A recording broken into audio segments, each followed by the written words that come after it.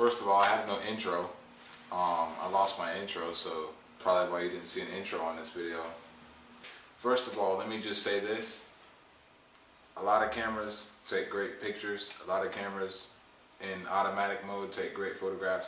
But manual mode is for people that want to take what they want to take when they want to take it. Okay? You might take, if you want a good picture, then use automatic mode. But when you want the picture that you want, when you want it, you're going to use manual mode. And that's what these videos are for.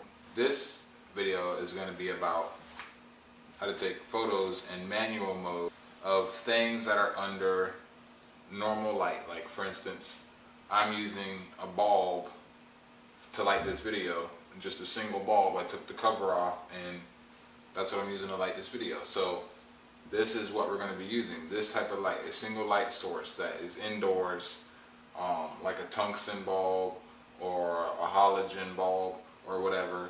Just depends on which type of bulb we're going to use. I think it's going to be a tungsten, but we'll see. So that's what this video is going to be about. This tutorial, we're going to use the ISO more than in other tutorials. In the last tutorial I did on manual mode, it was in sunlight, and you can see that link. I'll put that link down there and on the bottom, and that was on sunlight. So you didn't need an ISO. You didn't really need to use the ISO. Excuse me. You didn't need to use the ISO in that video. So in this video, you're going to need to use the ISO. Hopefully you'll learn. It's going to be a step-by-step follow along. So if you pay attention and you follow along, you should start to see how you could do this on your own, and it should become simpler to you. And yeah, that's great.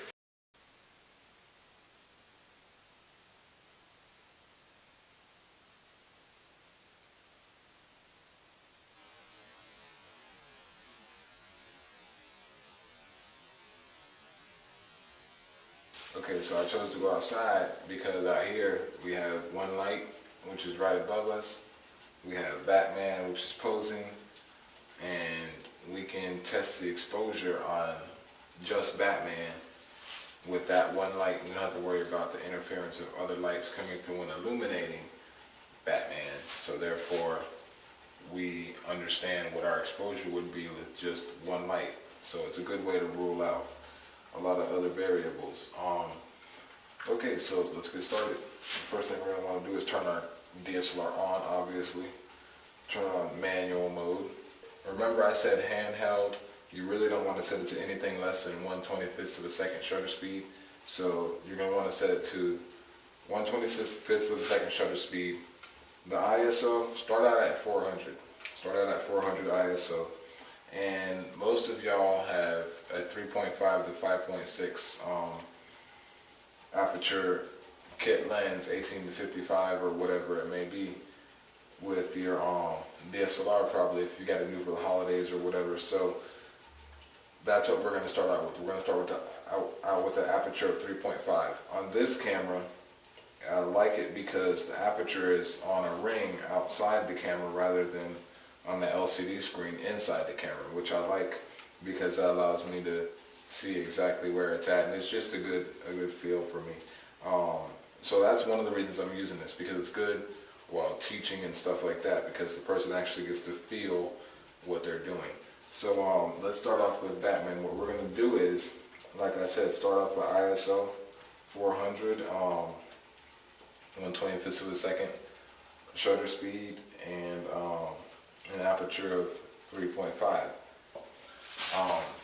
Also, this can stop down to 1.4. I'm starting at 3.5 because, like I said, that's where most of your cameras probably are. So that's where I'm going to start. I might go down and show you just what it looks like if I go further down, but we'll start here. Let's take our first photograph.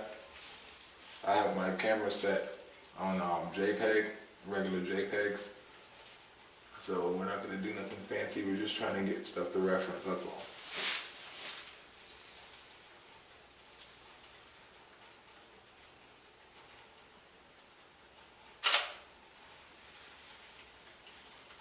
Okay, you might notice that's kind of dark. At 3.5, 1/25th of a second, ISO 400, that might be kind of dark. So what we're going to do is, you can do a number of things. you might not be able to set your aperture down, like I said before.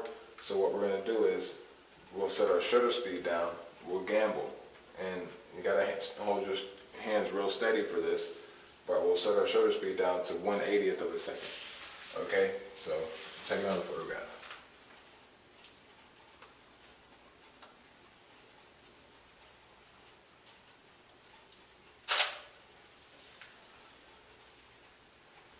Still sort of dark, still sort of underexposed is the proper terminology. So obviously we need to do something else. What can we do? ISO, that's where ISO comes into play. So what we'll do is now we'll set our ISO up even more. Usually this is the Sony Alpha 500. It's good usually to about 800. It starts breaking up after 800. You can start seeing a bigger difference, but we'll set it to 800, 1/80th of a second, aperture 3.5, and let's see what we get.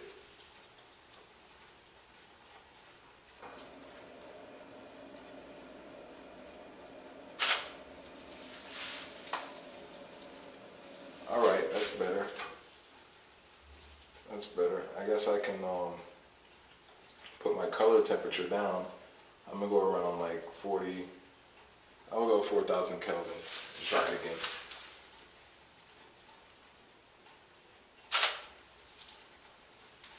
Now you notice it's still dark, you know. So what you could do right there, you could go ISO. I'll go 3200 ISO. That should put it to right about where it should be. You got about 3200 ISO. It's right up out about where it should be, but now you have the grain. If you zoom into the image, you start to see the grain. You get a lot of grain there. So, I mean, that's just what you get. But your ISO is a lifesaver a lot of times. If you need a certain photo, I'd rather have grain with a certain photo that I need rather than no grain and no photo.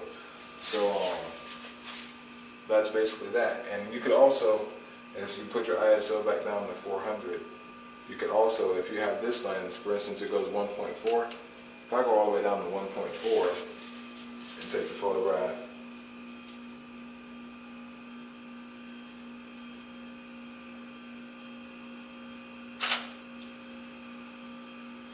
then that's okay. It could be brighter, but you can finish that in post. But it allows me to get less grain in the image by stopping it down even more to 1.4, which lets more light into the lens, which equals a clear, more crisp photo. So that's basically how you take photos under a light bulb or any setting like that on manual mode with your DSLR. So you might have settings where you might have brighter lights than this in an area, you might have settings where you might have darker lights than this in an area. And it's all about finding your happy mediums by experimenting by yourself. What you need to do is go by yourself, experiment where it doesn't matter how many pictures you waste, because you can just delete them if you don't like them. It's not important.